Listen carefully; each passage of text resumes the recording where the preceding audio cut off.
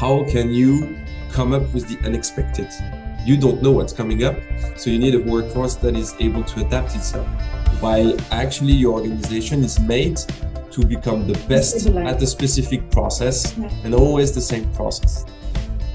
Welcome back to part 2 of this conversation together with Timothee Bardet, Managing Director of Z Digital Agency. A fascinating conversation, you will agree with me, as the topic of the workforce, the composition of the workforce, building those capabilities, and how do you make sure you have a blended workforce so that ultimately you can keep abreast and keep looking at things with a very dissociated eye, because that's the only eye that can provide a little bit of perspective without falling into the politics and into many other dynamics that you tend to find in organizations. So join me in the second part together with Tim as we will explore this universe, this ecosystem of different type of workforces that you can put in place and that he has actually had experience with. So let's tune in. So our value added is to build the best team for a specific phase of the project. That's why most of our clients, they see different people coming over in the team later on in the project. The second thing is indeed the training. How can you debrief among the team so as to be able, one, to challenge each other? So for that, you have to have a hierarchy that is kind of flat enough so as to avoid judgments or politics or show off. The second thing is to train actually about not only the project itself, but what can be applied to other projects in other branches, other industries. And then what can you bring back as a person to your other projects? Meaning in a large corporation, and I've seen some corporations doing this, you build project-based team across many departments, not siloed. You give them a budget and a goal. You let them do their things. Then they debrief with other teams they are part of. And then you move to the next project. And to be able to move to the next project, you need to be able to, one, measure what you did. Second, debrief what you did. And third, train the others and the next generation. And by training, you actually learn. I think it's the best way. I think it's Richard Feynman that was saying this, but the only way to learn about something is to actually teach others. Very true. Very true. That always puts people to the test. To what extent you really know your stuff is how well you can communicate it, by the way, in a simple way, in an understandable way. And usually that's where you see the gap. Agree. And no PowerPoints. You don't need PowerPoints to do training. I think I'm just going to have a podcast with you on how to be successful without PowerPoints. because death by PowerPoints has not gone away. It actually has become a skill and an art in and of itself. And by the way, for my programs, I'm using PowerPoints, as you well know. I mean, in some things, you do need the PowerPoint to convey messages. I mean, you still do need layouts and visuals. Absolutely, to summarize your points. But not spending half of your time trying to make something nice is extremely important because it tells a lot about what matters in the organization. Mm-hmm, mm-hmm. And I'm curious, because you were saying this is still possible in big corporations and organizations, and maybe we can pivot a little bit to that on how you see this new, paradigm and workforce paradigm. So maybe not immediately because there may be the backlash, as you were saying. But how would you see that being implementable in bigger corporations? That we go by default mode. The default mode is you have a hierarchy, mostly driven by SAP systems as well, cost centers. There are financials as well linked to people, resources, and FTEs and reporting. So I'm really, curious to get your visionary view on that. Well, this is all a top-to-bottom approach. At the end, to have an overview of a company, the the executive committee is basically looking at figures, right? So if you want figures, you need FTEs, you need cost centers, you need to silo your operation to know what's working, what's not. It's been working pretty well until the 80s. Now we have a tendency to say it's not working, we are not numbers, and blah, blah, blah. But at the same time, technology has came in. And I think it's a very interesting topic, because it's because technology has come that this siloed way of seeing and overviewing a company is not working anymore. So my idea is that a company is basically about processing to do it better, faster, cheaper, and then moving to the next project. The next project would be how to grow on a specific market, how to grow a specific product, how to innovate. And for that, you need specific teams that are actually not always the same at different phases, and that are mixed, meaning my way would be to have a flat hierarchy across the team, no managers, clear goals given by project lead direction or whatever, clear budget that is not changing according to politics or whatever. And then you let them do their thing, meaning you have entrepreneurs in residence, freelancers, people from the company that are also providing guideline accesses to the tools, training to them to onboard this team of people from the outside. And then you have all these people working together. And the idea is not to get promotion for the ones that are already in the company or to get hired by the freelancer. The idea is that you have the impact, and based on the impact, you debrief, you move, you create a new project. It's the vision of the company. It's the idea that you're gonna have an impact that is driving you on a daily basis. And I think I can take my workforce, my team has been basically staying here for more than 4 years. Pretty much nobody has left. I think I have 2 people that have left for corporate jobs because they wanted a little bit more security and a little bit more not so fast-paced environments. But all in all, they stayed for the vision, they stayed for the impact, they stayed because of the flexibility. So it's not only about the salary, it's not only about the title. On the long term for a company, it's about what you can create.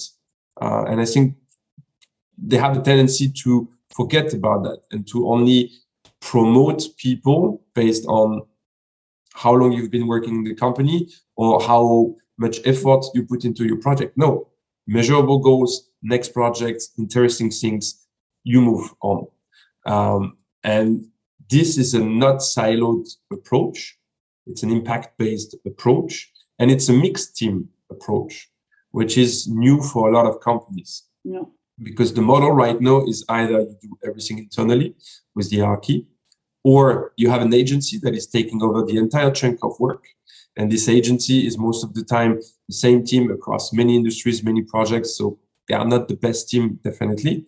And it's very hard to re-internalize after, because you basically given out the entire project, which is not the way we want to work. And the third part is only freelancers that are coming in, coming out. I can take the UN, for instance, in Geneva is very well known for having this.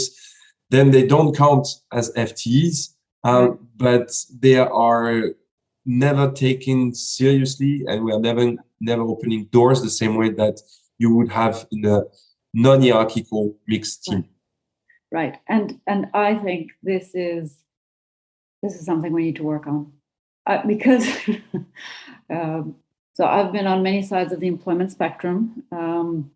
As an HR professional, I want to experience different sides of the employment spectrum. What that means is internal as an employee, external as a freelance, and even I did some contracting work, and now I'm doing a project and interim assignment.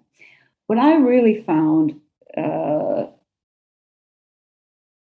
disconcerting is probably the word, is how we still have a tendency of judging people's capabilities and talents based on their employment status, based on their title, based on show me your pedigree.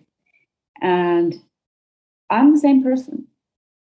I actually have more experience now more diversified experience. However, if I'm in the market as a freelance or as a contractor, there is an automatic assumption that, okay, I may be an SME, and therefore I can provide a specific area of expertise, but that, not worth to integrate that much or assimilate within the bigger project. So it's always a little bit this us, them. And in my vision of the new worlds of work is, how do you develop less exclusive corporate cultures that are based on this concept you're either in or you're out, and to have more inclusive, and there means more diversified, mixed, to use your word, workforces, without this prejudice that, oh, yeah, if you're out in the market, it means you're not good, because if you were good, you would have a job. So there's a lot of stuff, there are a lot of heritage that we're going up against, that in my view needs to change for this model to actually be able to be successful, and for people themselves to want to be part of this type of ways of working. Yeah, about the us and they, I think CEOs, especially of large corporations, don't realize that careers are shorter and shorter. So the us is basically changing very rapidly. Most of the people that I know stay around 2 to 3 years maximum in a corporation. So this us and they change very regularly. And you have some contractors that are staying even longer. The second thing is that if you have a clear vision of what you want for your company, then that's what matters. That's what matters. The us and the they, the tools that you are using, they don't matter. What matters is the result, the impact, the road that you're taking. This is not always very clear. This is not something that is, most of the time companies have missions and visions, but this is a lot of keywords and not much something that is impactful for them. Can maybe come back to this also later. But if you're open to new tools, you need new people. If you want to train others, you need external eyes about the aspect. If you want to challenge your current processes, which normally managers are supposed to do on a constant basis, you need people that are not linked to these processes, that are not here to defend them. So the us and they is actually a mix, a constant mix. It's a dance, regular dance that you should do within your team. And I'm not a big fan of corporations like consultants, like McKinsey and others, because they come with an authority, they tell you what to do, and then you're supposed to apply it. And it's always the top to bottom approach. What I like is when the team is actually integrated within the workforce, not only at the top, at the executive committee. And they help within the vision statement and the implementation, which is most of the time a problem as well. They have nice ideas, but they never come up with proper implementation. To do a proper implementation, you need to avoid shortcuts.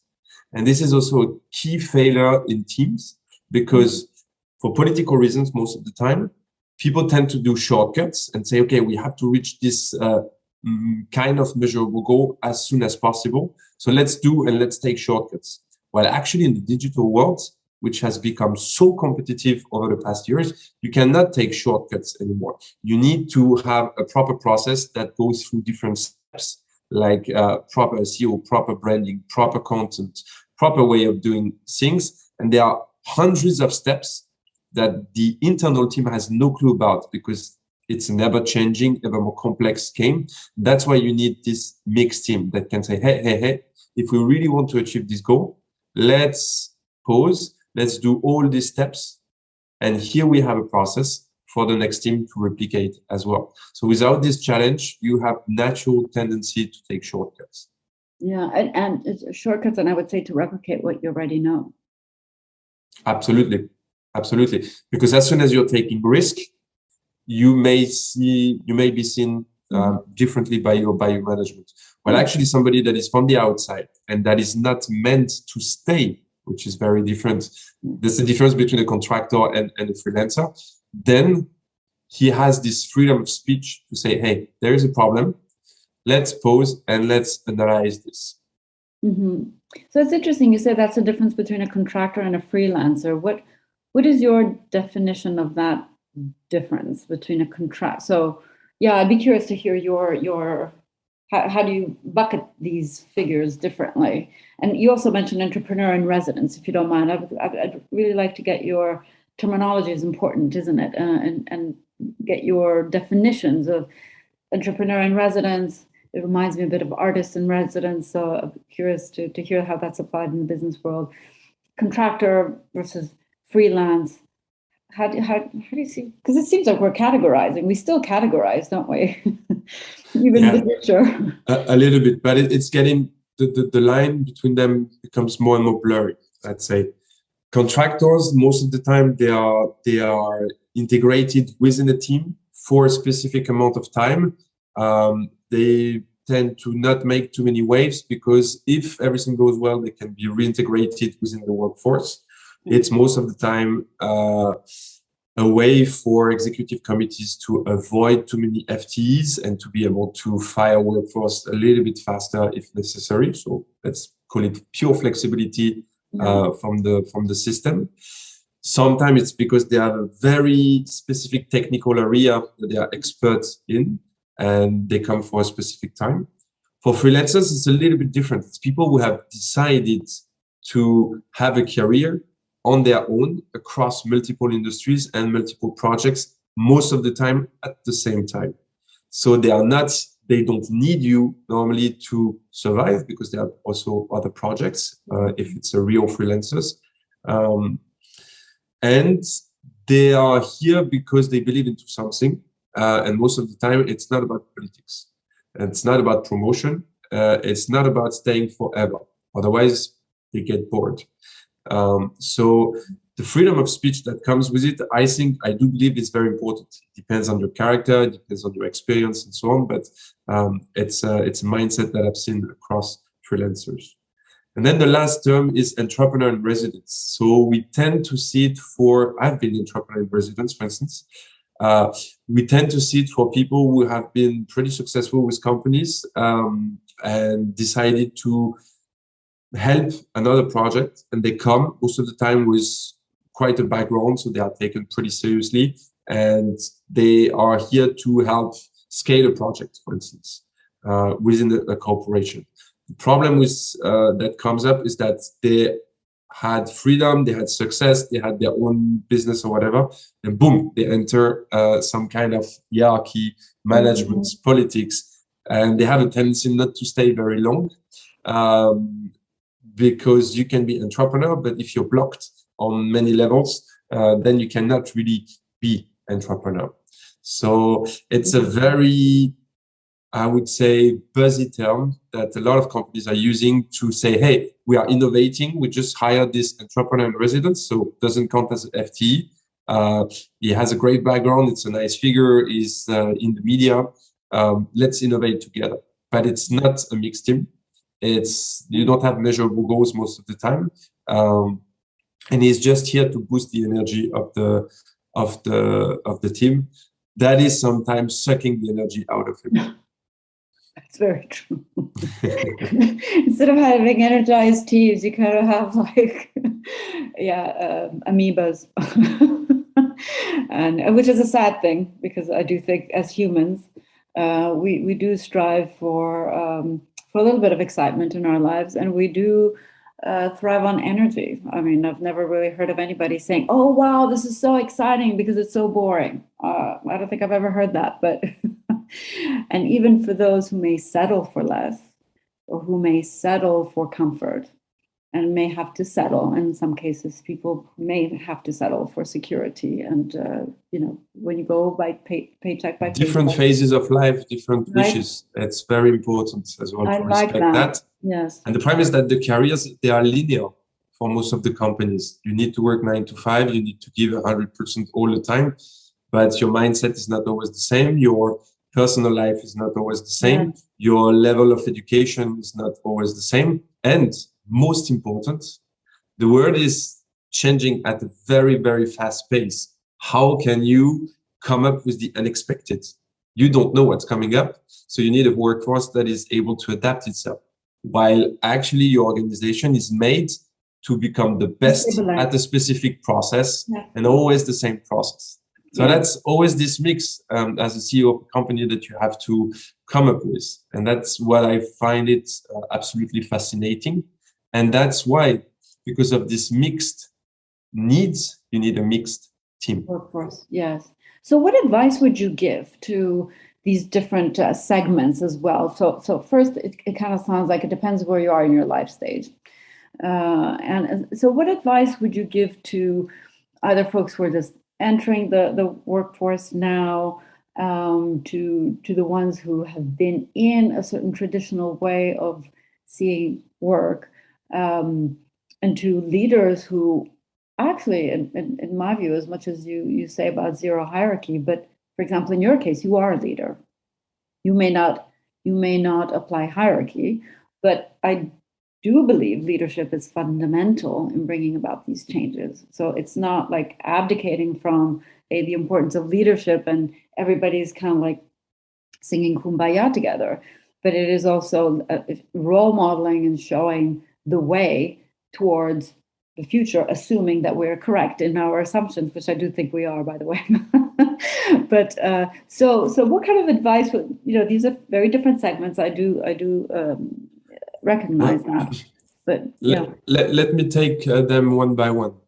From a leadership point of view, I'm a strong advocate of leadership. So I do believe that you need leadership in any group, personal or professional. You cannot live without leadership, otherwise it goes south completely. But leadership doesn't mean manager, doesn't mean that somebody's entitled with this. Different phases of a project, different leaders, different needs and specification, different leaders, different phases of your life, different moments to lead, actually.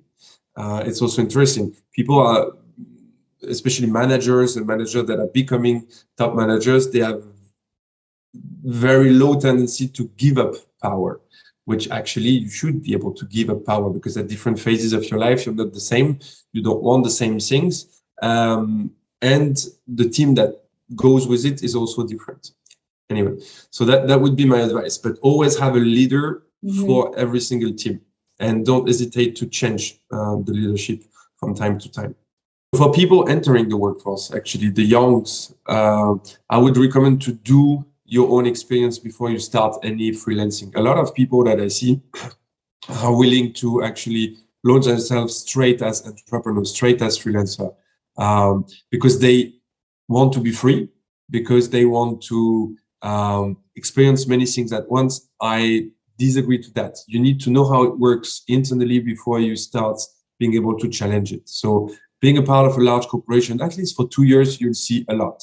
Being part of a startup, you'll see what is a high growth environment and how much it requires from people. Be part of an association and so on. So my idea is like, take 4 or 5 years to actually make your own experience, and aside, build your own projects, because the best way to learn is to have your own projects with your own goals, with your own expectations, and learn digital stuff, non-so-digital stuff on your own by having side projects. I think side projects are key, and you don't need to have multiple clients from day one as a newcomer on the workforce to be able to learn. You need side projects and your own experience within a corporation. So that would be my advice. And for those who are a little bit more advanced in their career, I would have the same advice. Have side projects, because the side projects are going to teach you how to work with others, how to share information, how to learn about new things. And most probably, without even knowing it, you will reintegrate it within your career, and will basically shape the path of your career in the future, because you'll see, oh, this I like, this I don't like, this I want to do. And most of the time, I've seen people changing radically career because of their side projects previously. It's about the new entrants and the ones just going into the workplace, let's say in the workforce. I fully agree with you on that, because I see too many young people following a dream which is great, because then when you get older, you forget to pursue that dream. But let's say, so keep the dream, but you do need to build that engine before you can fly to these different, destinations. And I am, as much as we talked negatively in a way, or we talked critically towards corporations, I do find extreme value in many of them because they teach you discipline. They do have budgets to develop you. They teach you life in a great way, because the politics you may see, which you only end up seeing after a certain time, by the way, you don't see it right away. But a corporation is nothing more, nothing less than a sample of society and how people work together. So the more you kind of have that experience, I really think it's just going to be a huge advantage to all the young folks. And then pursue your dreams. And then you're going to decide what works for you depending on where you are in your life stage. Yeah, absolutely. Careers are less and less linear, and so should you do as well. Meaning that if you want to become a freelancer day one, it's not possible, because you cannot foresee yourself for 20 years like this. It's impossible if you haven't experienced it. So it's much better to have this corporate experience to handle what's politics, because it's indeed very much a sample of society. And to create yourself the experiences and the background that will enables you having freedom of speech. Yeah. This freedom of speech that we can have later as a freelancer, as a contractor, as a mixed team member, can only comes from your own experience. If you have never experienced what they experience, what can you say? Very true. And freedom of speech also means feeling confident with the voice that you have to speak. And exactly. That takes and if you're feeling super confident at 24, you're arrogant, I would say. J'aime bien ça. I like that. This is a good way of kind of closing and starting to end this episode, which, by the way, has been a fantastic conversation. So to close that with all the WOW speakers, of course, the question is, my dear Tim, what is wowing you at the moment and that you would like to share? Well, there is a topic that is very controversial that is wowing me at the moment. It's what we call degrowth, so décroissance in French. Mm-hmm. And it's an extremely interesting topic, because if we think about the world of work, we think about growth. And we are living in a world with finite resources. So what do? Either the vision of the corporation or the association is not long-term enough, or you have magic thoughts and you think that tech, for instance, will fix it. So how do you handle growth that is becoming the goal for everybody with actually finite resources? So meaning the only possibility is degrowth. And what does it mean for the workforce?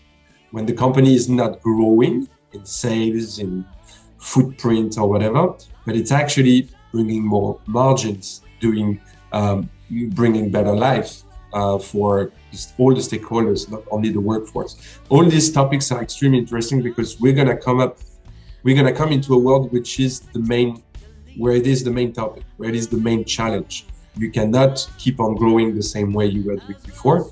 What does it mean for the workforce? Where do you go if this was the only goal for the corporation before? And that's going to be the sequel to our next episode, because I think we will definitely have that topic on. It's an abyssal question.